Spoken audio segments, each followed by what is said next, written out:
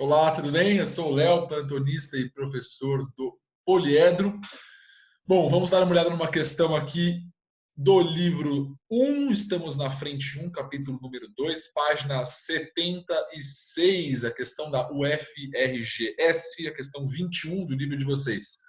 Bom, uma questão que nos mostra aqui um mapa com a divisão das principais placas tectônicas e nos pede algumas informações a respeito de alguns dos limites, né, aqui destacados no mapa, ok? Então vamos dar uma olhadinha aí em cada uma das alternativas para entender mais ou menos o que está rolando aí e desvendar um pouco melhor as características principais de cada um desses movimentos, tudo bem?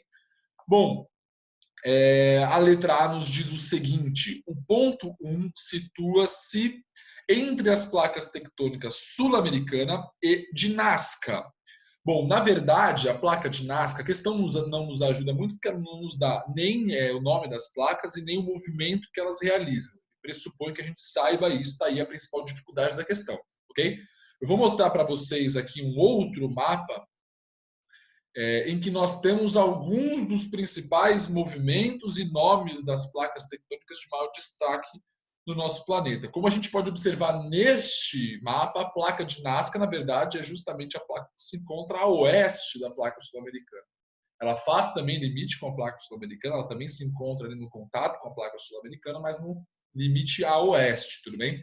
A placa que se separa da placa sul-americana no limite leste, que é justamente a região que está destacado ali o número 1, né, no mapa da gente, na questão, é justamente a placa africana, ok? Então, novamente, retomando ali a questão, se você observa, né, o número 1, né, ao qual a alternativa faz alusão, na verdade, encontra-se ali no limite entre as placas sul-americana e a placa africana. Portanto, novamente, a placa de Nazca, esta que está se chocando com a placa sul-americana, mas no lado oeste, tudo bem? Na costa ali do Oceano Pacífico. Bom, a letra B nos diz que o ponto 2 localiza-se numa área de separação entre placas tectônicas, responsável pela formação da dorsal oceânica. Aqui, no caso, não precisávamos nem saber o nome das placas, tudo bem? Mas, no caso, temos a placa norte-americana a oeste, a placa euroasiática ao leste. São placas que, de fato, estão se separando. Mesmo que você não tenha tanta noção a respeito dos processos envolvidos na separação entre duas placas tectônicas, relembre que, na verdade, todos os continentes, eles, desde um contexto geológico anterior, eles passaram a se separar até que eles assumiram a atual configuração, ok? Se a gente retoma aquela ideia daquela dinâmica de formação do que a gente conhece como Pangeia, ok? A Pangeia como um supercontinente formado pela aglomeração de todos os atuais continentes. É, portanto, intuitivo pensar que, posteriormente à existência da Pangeia, a tendência é justamente uma separação entre os continentes. Então, a Eurásia e a América do Norte, elas vêm se separando desde esses últimos 150, 120 milhões de anos aproximadamente, ok? E este movimento de separação entre elas é o responsável pela formação disso que a gente chama de dorsal meso-oceânica, ou no caso aqui a dorsal meso-atlântica. Uma dorsal, na verdade, ela é resultado dessa abertura, especialmente associada à liberação do magma. Quando você tem abertura entre duas placas tectônicas, o processo ocorrido como consequência é um amplo processo de extrusão, de extravasamento magmático. O magma sai, né, de dentro da estrutura do planeta e vai entrar em contato com a água, no caso, se solidificando de maneira praticamente instantânea. E como resultado disso, você acaba tendo um acúmulo de rochas magmáticas no limite entre essas duas placas.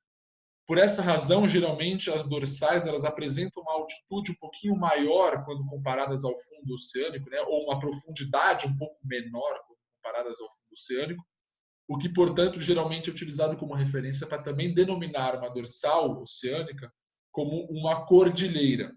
Eu, particularmente, não gosto muito dessa denominação de uma dorsal como uma cordilheira, porque o termo cordilheira nos remete a um movimento de convergência entre duas placas se chocando e, né, como consequência desse choque, você tem eventualmente o soerguimento de parte das placas, um processo de formação de uma cordilheira ou de um dobramento. Então, o termo cordilheira nos remete mais a um movimento convergente. Tome cuidado com esse termo, com esse conceito, tá? Eu, particularmente, gosto mais de me referir à dorsal como uma grande rachadura, uma grande fissura, porque esse termo, né, esses termos, rachadura e fissura, nos leva mais a pensar de modo intuitivo num processo de abertura, de separação, de divergência. Tudo bem, então a letra B, a alternativa B, é uma alternativa que nos serve, mas vamos também dar uma olhada nas demais.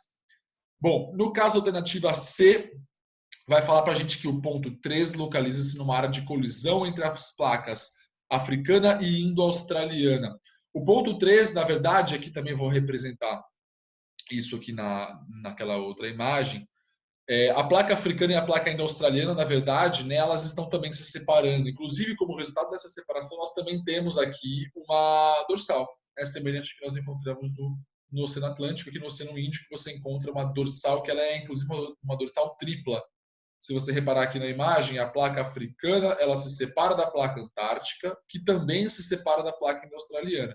E as placas indo-australiana e africana também se separam. Nós temos 3 movimentos de divergência numa mesma região. E por conta disso, você também tem, né, uma mesma dinâmica, você também tem, nesses casos, um processo de formação de uma dorsal. Tudo bem? Então, retomando ali o exercício, a gente pode observar justamente, né, que as placas africana e indo-australiana não estão se chocando, muito pelo contrário, elas estão, na verdade, se separando nesse limite indicado aqui pelo número 3.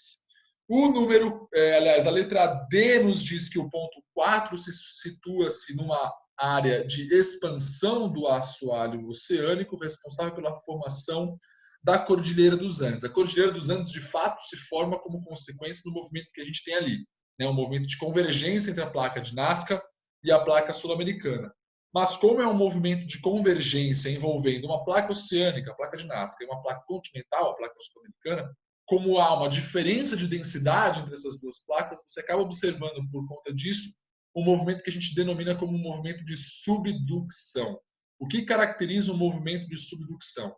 A placa oceânica, pela sua maior densidade, num limite de subducção, ela vai sofrer literalmente um mergulho. Ela entra para baixo da placa continental e, por conta disso, né, parte das estruturas rochosas que compõem essa placa oceânica vão acabar sofrendo uma fusão. Elas vão entrar em contato com o magma e as rochas vão literalmente derreter-se.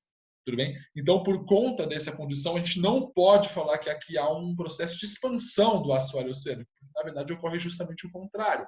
Há um processo de destruição de parte do assoalho oceânico. Você pode se referir a um limite tectônico como um limite construtivo, se você estiver falando de um limite divergente, de um limite em que há separação entre as placas. Por conta da separação das placas, como a gente havia tratado anteriormente, né, a separação vai permitir uma ascensão do material magmático. Esse magma, ao entrar em contato com a atmosfera ou com a água no fundo de um oceano, ele vai se solidificar de modo praticamente instantâneo. E por conta disso você tem então a formação de uma nova rocha. Então você pode, portanto, né, se referir a um limite convergente de subducção como um limite destrutivo, um limite divergente, um limite em que há o afastamento entre placas, como um limite construtivo. A alternativa D também está incorreta, portanto. E a última, a alternativa E, nos diz que o ponto 5 localiza-se numa área de formação de arcos de ilhas que corresponde a uma zona de subducção. Novamente, zonas de subducção são zonas propensas à formação de arcos de ilhas. É uma dinâmica associada a esse tipo de movimentação de placas, ok?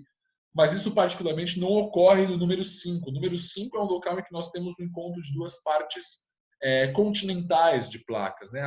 Aquela península ali, ou aquele subcontinente indiano, ok?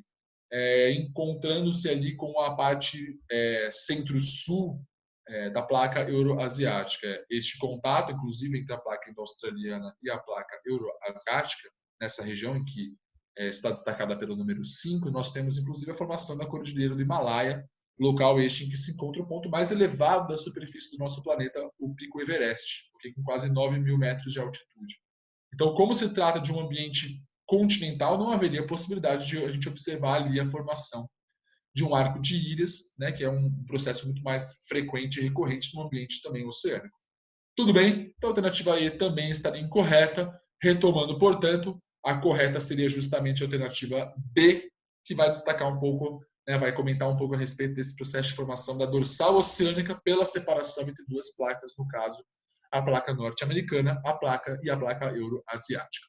Tudo bem? Belezinha? Bom, espero ter ajudado. Por hoje é só. Até a próxima. Boa tarde, bons estudos para você.